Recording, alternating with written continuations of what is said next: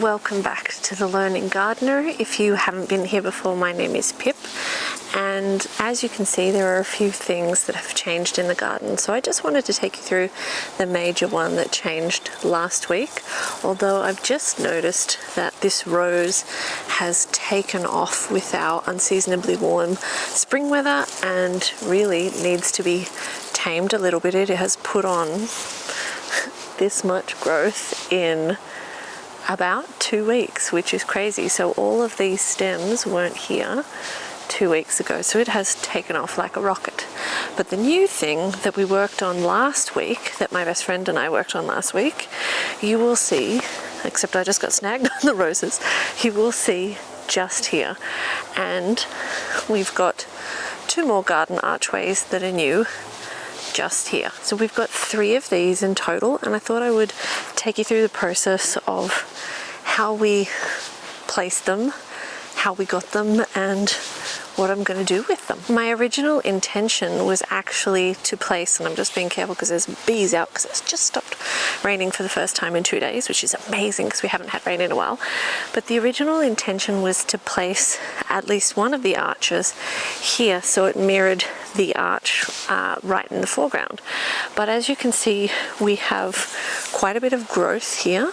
The artichokes have really put on these beautiful stems in the last 2 weeks, but we still have a ton of broad beans and sugar snap peas here that were essentially in the way, and so I couldn't move their supports, and to actually fit the Rio mesh in, they needed to be set into the bed about 20 centimeters because towards the end of the bed, because of the curvature of a birdie's raised garden bed, they narrow a little bit too much, and I didn't want any mesh overhanging for the puppies to get stuck on when they tear around here when they're chasing each other.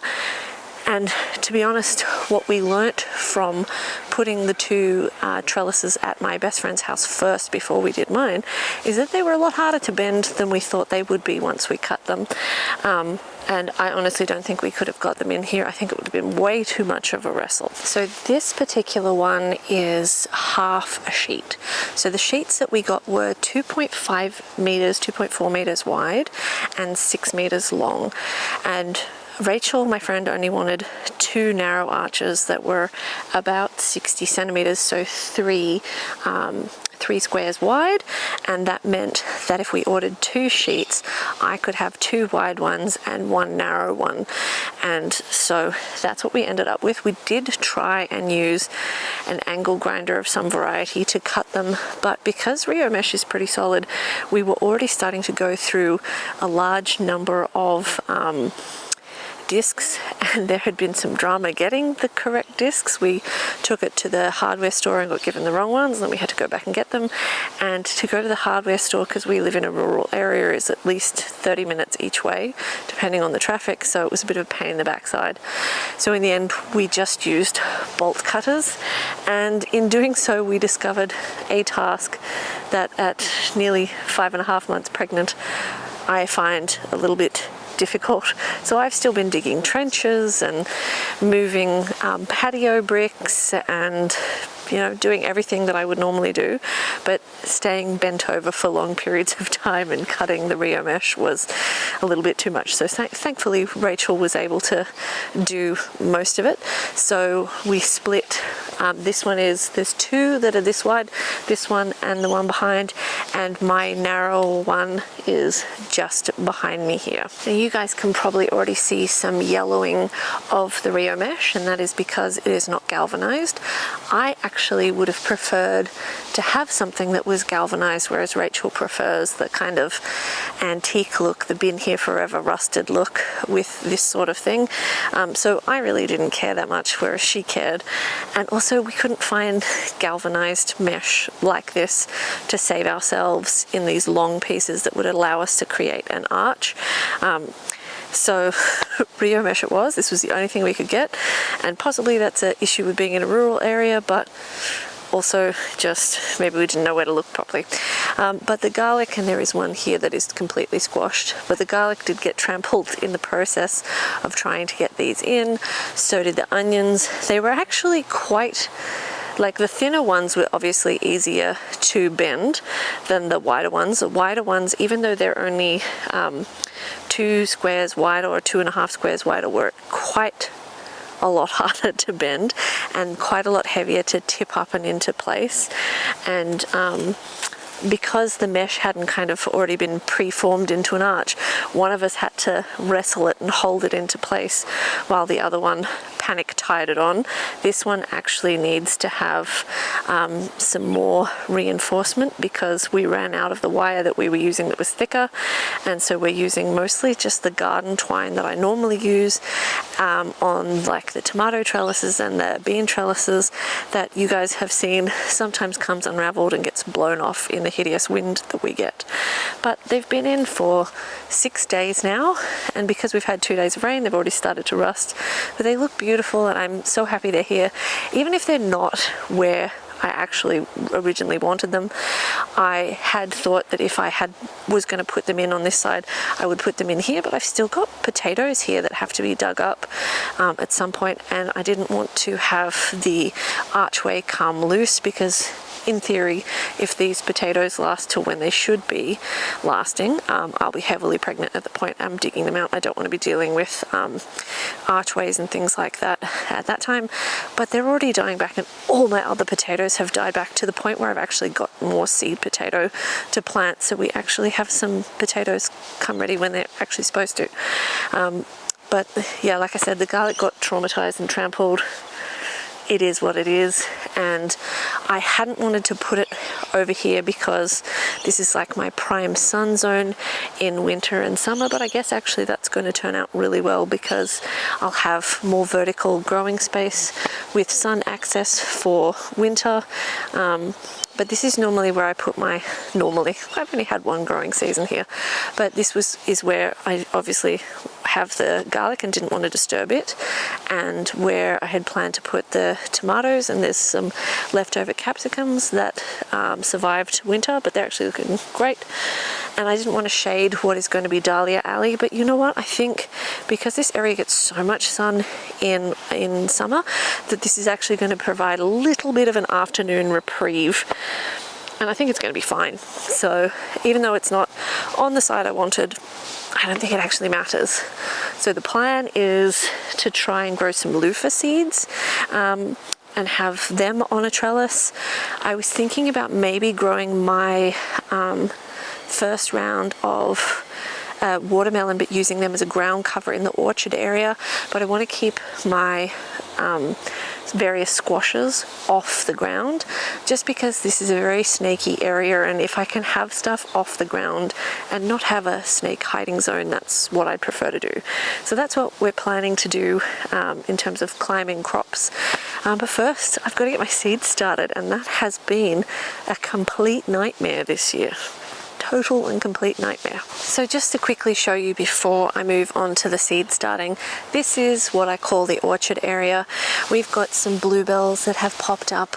Our Japanese maples are starting to come to life. The Japanese maple that I moved out of the center of the lawn, which was originally supposed to be there, but then when I discovered I had a few extra garden beds in the shed that I forgot about, this one was in the way. It actually is doing beautifully, and I've just noticed that in the last few days we've got our very first foxgloves, which is so exciting. These are only like 6 months old at most, and so I'm really excited to see them. I love foxgloves.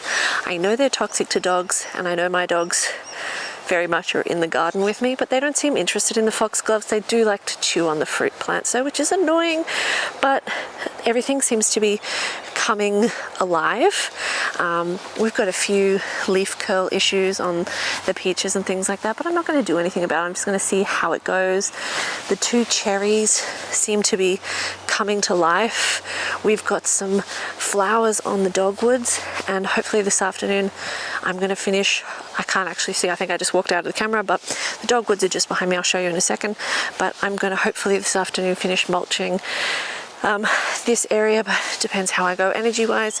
But I'm really happy with how this area is coming along. I think it's beautiful, but as you can see, there's a lot of open space, and some of that is because I couldn't remember where I had planted the bulbs.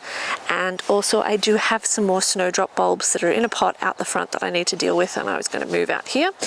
And also I wanted to leave walking space so I could come and harvest the fruit. But also I was thinking that potentially this is a great spot for the watermelons to sprawl during summer because it's out of the way, it's not on the grass. Obviously I'm still concerned about snakes if we have watermelons on the ground, so what I want to do is get a whole bunch of marigolds and plant them in, because marigolds are supposed to deter snakes. And I want to get the marigolds in, but my marigold seeds are, like everything else, and proving extremely problematic. So one of the major issues we've been having with the seeds is actually that our weather's been crazy. So the last 2 days have been raining and 7 degrees and freezing. And the day before was 27 degrees. So we've been having lots and lots of summer weather, like literal summer weather, up around the 30-degree mark, and then rushing back to winter temperatures even, but early spring temperatures. So we've had some mad fluctuations, and that has led to a lot of confusion, but it has also created a lot of beauty in this area, which I will show you. We've got our snowball viburnums that are starting to put on blooms, which are amazing. A lot of the lamium that we transplanted when we created the berms and put the privacy trees back on them to deal with the root rot that we were experiencing after the floods, that's all in bloom and looking beautiful, and the lavender is looking sensational, and for the first time the apple trees are blooming. Even the one that Birdie chewed in half looks like it is trying to bloom. Well, it's trying to put leaves on at the moment, but it's alive, and that's really the only thing I care about. So while our seeds may not have any idea whether they're Arthur or Martha and whether it is time to germinate or not, and also some of the seeds are a little bit old, our other plants are doing some beautiful work in the garden.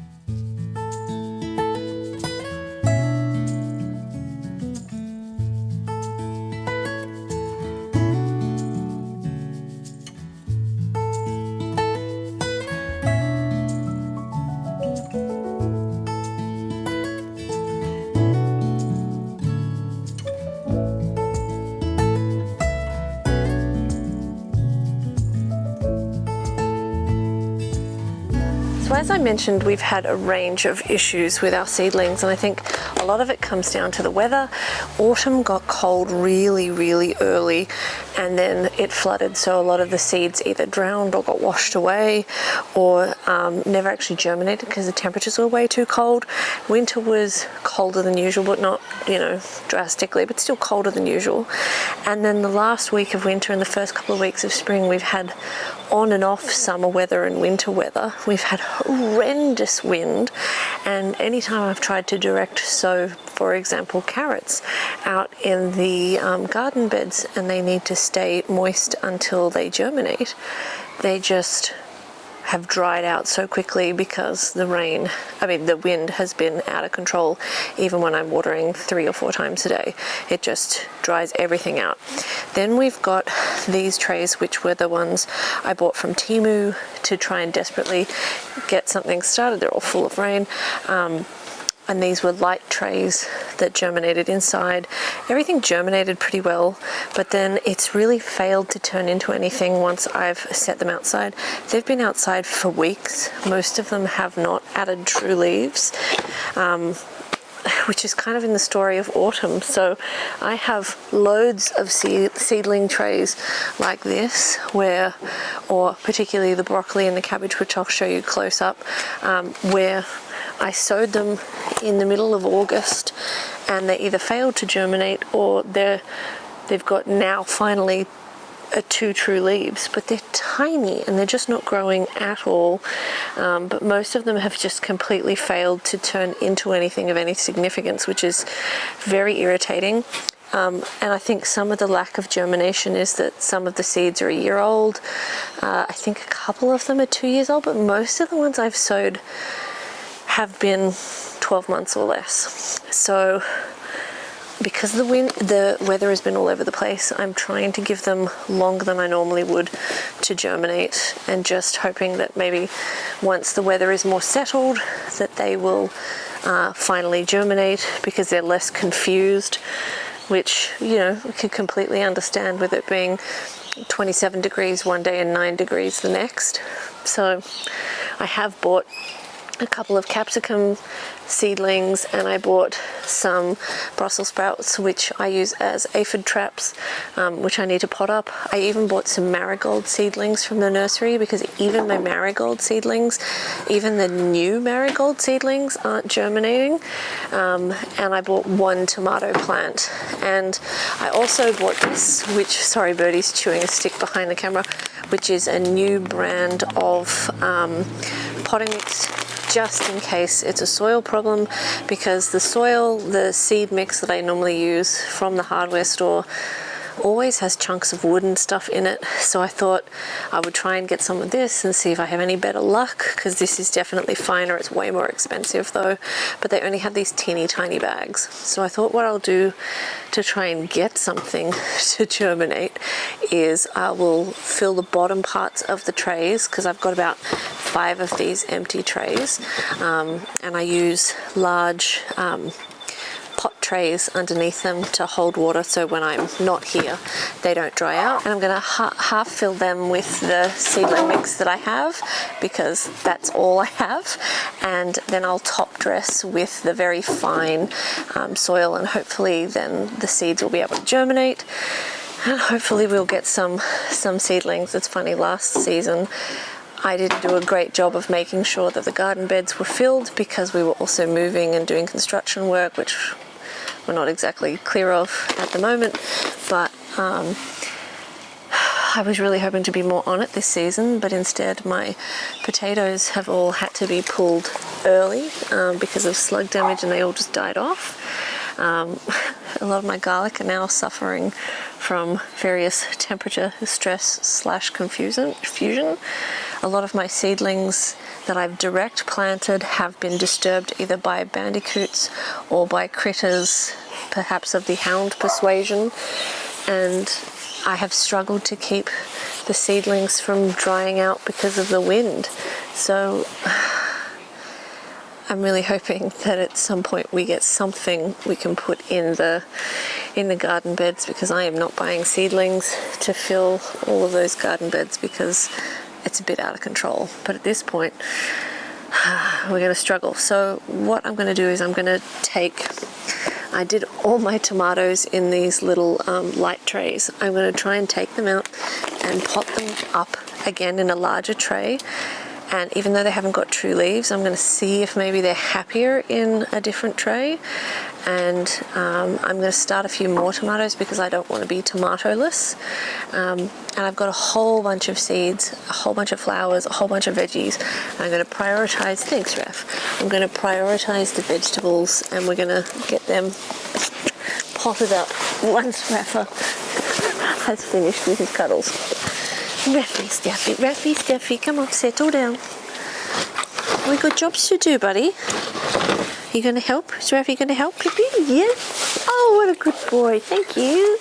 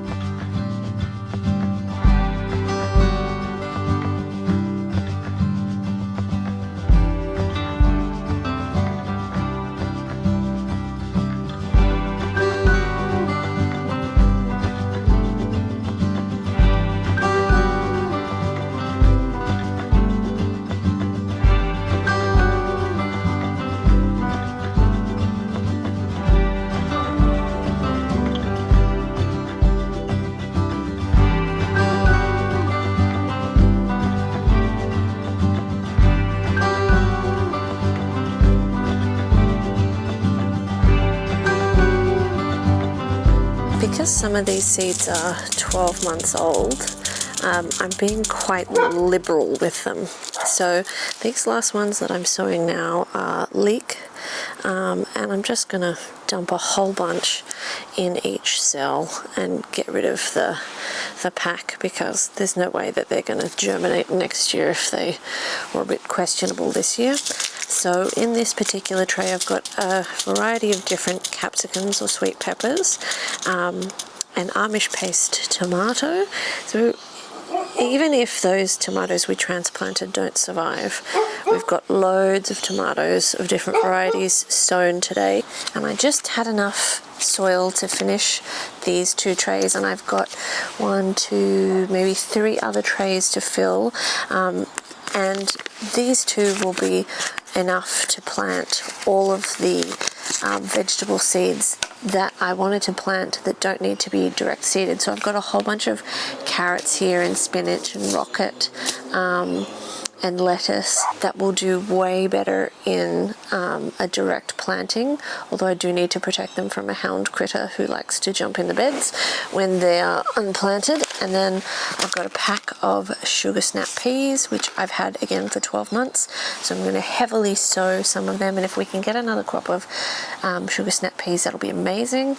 And then if I have any space left in that tray, I'll plant some flowers. I've got zinnias, I've got cosmos, I've got scabiosas, I've got sunflower seeds. It's a stack that I want to plant. I would really like to see some ladies' mantle come up, but you can probably tell we're running out of daylight hours, so I'm just going to plant these 2, and I'm already getting mauled by mosquitoes. And then the other 3 or so that need to be done I will deal with tomorrow or whenever, because I have to go and get more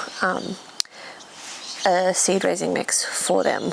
So we're just going to get this done. I hope you guys have enjoyed hanging out with us while we sow some seeds, and hopefully have less of an underwhelming result than we've had for the last 6 months, and hopefully we get our garden beds beautiful and full. And I hope you guys have enjoyed seeing the garden arches go in. I really appreciate you guys hanging out with us. I would love it if you would press subscribe. It really helps the channel grow, and hopefully we will see you in the next video. Thanks for watching.